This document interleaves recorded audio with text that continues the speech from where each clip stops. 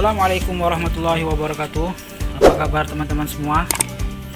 Di sini saya akan berbagi tips pada teman-teman semua. Kalian lihat, teman-teman semua lihat ini. Ini pernah nggak sih kalian teman-teman ngalamin itu pas nyerut kayu, pas di ujungnya lekuk kayak gini deh, lekuk kayak gini. Nah, kayak gini. Kalau teman-teman pernah mengalaminya, itu sebenarnya kesalahannya adalah ketika kita menyetel mata pisaunya. Coba ini, walaupun kayak gimana pun dia kalau nyetel mata pisaunya salah, pasti dia hasilnya kayak gini.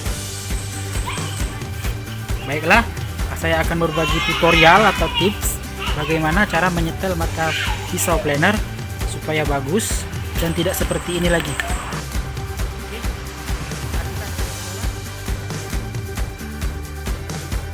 Oke teman-teman, sekarang kita lanjut sekarang bagian pentingnya, cara menyetel mata pisau.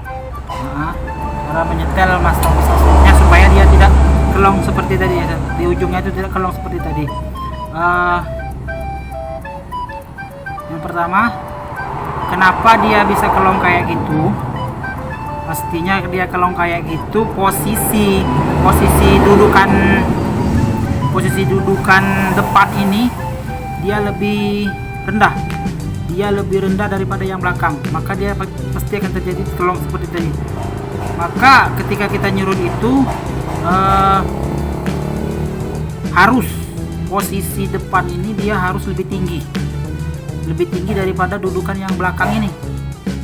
Jadi bagaimana cara mengaturnya, harus kita atur dari penyetelan mata pisaunya, karena apabila mata pisaunya keluaran, maka posisi ini dia harus diturunkan lagi. Kalau diturunkan lagi terjadilah kelong seperti tadi. Untuk tahap pertama kita ratakan dulu. Kita ratakan kayak siku seperti ini. Nah, kita ratakan. Nah, ini posisi yang depan ini lebih tinggi, lebih rendah lagi dari yang belakang. Makanya kita putar ini supaya dia naik ke atas. Gitu. Posisinya sekarang yang lebih rendah itu, kalau terbalik ini ya, yang lebih rendah itu yang depan. Berarti kalau dibalik kayak gini, yang lebih rendahnya ini. Jadi kayak gitu. Pokoknya maksudnya ini kita tuh supaya menyetel mata pisaunya ini bisa ngikut ke yang belakang ini, kita samakan. Oke, kita buka ini, kita masukkan pisaunya.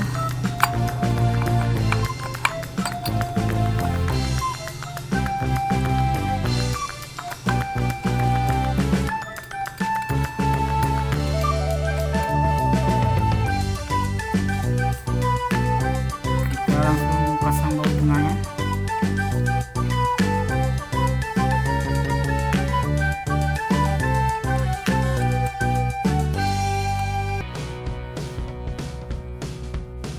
Gitu.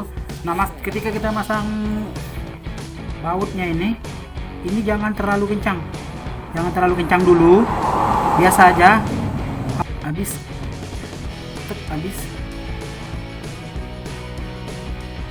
Itu teman-teman.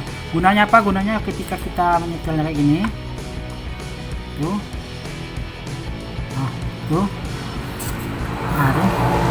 itu masih kena itu mata pisaunya, kita turunin, enak jadi nuruninnya. Yang satunya juga turunin, kalau ini naikin lagi, karena dia kalau kekencangan itu nggak bisa masuk, nggak bisa didorong pakai kayak gini. Dan dorongnya jangan terlalu keras aja supaya mata pisaunya nggak lecet. Tuh udah pas di situ, rata. Dalam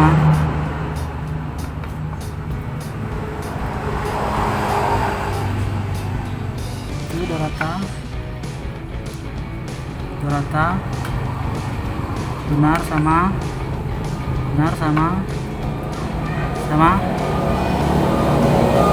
pas. Baru kita kencangin pelan-pelan aja dulu, pelan-pelan, supaya mata pisaunya tadi udah pasang nggak gerak lagi. Kita kencengin pelan-pelan, satu lagi, Satu lagi, kencangin lagi, kencangin lagi, kencangin lagi, kencangin lagi.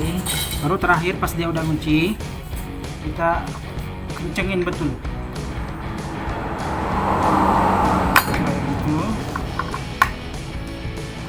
Itu nah, jadi posisi pisau sekarang itu ini lagi, baru terakhir pas dia udah ngunci, kita kencengin betul.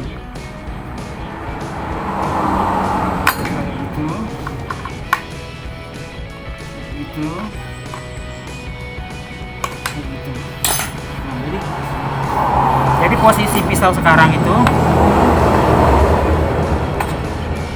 dia nggak kena lagi gini, nah, nggak kena, dia kena sedikit aja, pas kayak gitu ya, pas dengan di sininya pas kayak gitu. Ini sama ke sini, di sini pas diukur kayak gini, dia pas bisa lewat. Di sini juga sama, di sini juga sama. Jadi pas di depan diturunin, pas di depan sama rata, pas kayak gini udah sama, dia diserutin, nggak kena, apa namanya, nggak kemakan di kayunya. Kemudian kita naikin dikit, seret. Posisi dia kan lebih tinggi jadinya, posisi dia lebih tinggi baru kita serutin. Dan pada akhirnya pada ujung kayu itu nanti nggak kelong seperti tadi.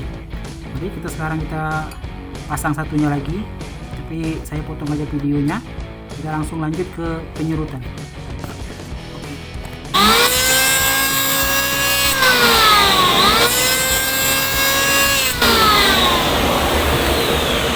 Lihat ya, nggak ada lagi.